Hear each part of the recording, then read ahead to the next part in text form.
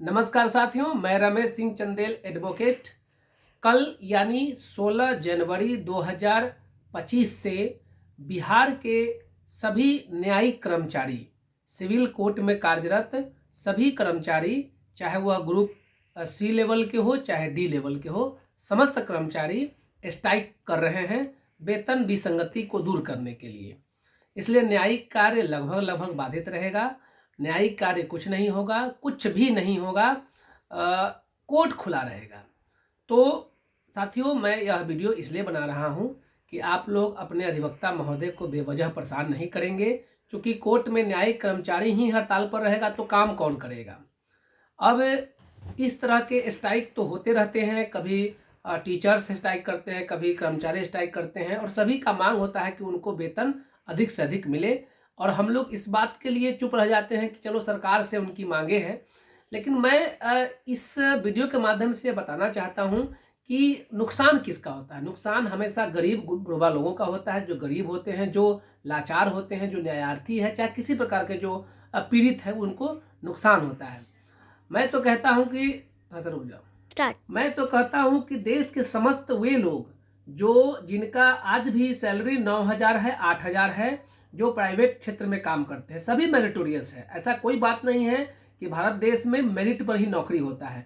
जग जाहिर है कि भारत देश में रिजर्वेशन भी है भिन्न भिन्न कैटेगरी का, और घूस घास पर भी नौकरी होता है। तो जो नौकरी में है वो सारे मेरिटोरियस हैं, ये नहीं कहा जा सकता है, चाहे वे अधिकारी हो, पदाधिकारी हो या कर्मचारी हो।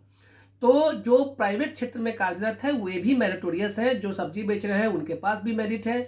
जो जमीन पर बैठकर काम करते हैं वे भी, उनके पास भी मेरिट है। जो होटल में कार्य करते हैं, जो वेटर हैं, उनके पास भी मेरिट है। जो रिक्शा चालक है, फल विक्रेता है, तमाम लोग के पास मेरिट है, अपने अपने क्षेत्र का मेरिट है। मॉल में काम करने वाला आज भी लोग 9,000 पर कार्य कर रहे हैं। कभी भी जो आम लोग हैं, जिनको आज भी 5,000, 9,000 और 10,000, 15,000, 20,000 तक जो सिमट गए हैं, वे कभी स्ट्राइक नहीं करते हैं, क्योंकि उनकी सैलरी कम होती है लेकिन संतोष उनके पास ज़्यादा होता है। लेकिन जितने भी कर्मचारी हैं जिनको अच्छी खासी सैलरी भी है और घूस घास से भी कमाते हैं, सैलरी भी है और घूस भी कमाते हैं, मैं तो कहता हूं कि जितना उनकी सैलरी है उससे ज़्यादा वे घूस कमाते हैं, फिर भी उनको सरकार से मांगे रहती है कि अधिक से अधिक उनको पैसा प्राप्त हो।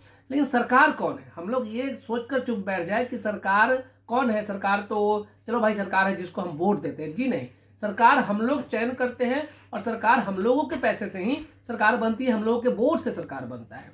तो मैं तो कहता हूं पूरे देश के आम लोगों को भी स्ट्राइक करना चाहिए कि उनकी भी वेतन, उनकी भी आमदनी इतनी हो जितना कि कम से कम ग्रुप डी लेवल, जो सरकारी कर्मचारी के ग्रुप डी लेवल के लोग होते हैं, जिनका 50,000 सैलरी है, तो जिनकी सैलरी ग्रुप डी लेवल के जो सरकारी कर्मचारी होते हैं, जिनकी सैलरी लगभग 50,000 है, 30-40 तो जरूर है, तो मैं कहता हूं कि हर आम लोगों की आमदनी लगभग उतनी होनी चाहिए। ग्रुप डी लेवल के सरकारी कर्मचारी के इक्विवेलेंट हर भारत देश के आम लोगों की आमदनी होनी चाहिए। अगर नहीं है तो आप भी स्ट्राइक करें।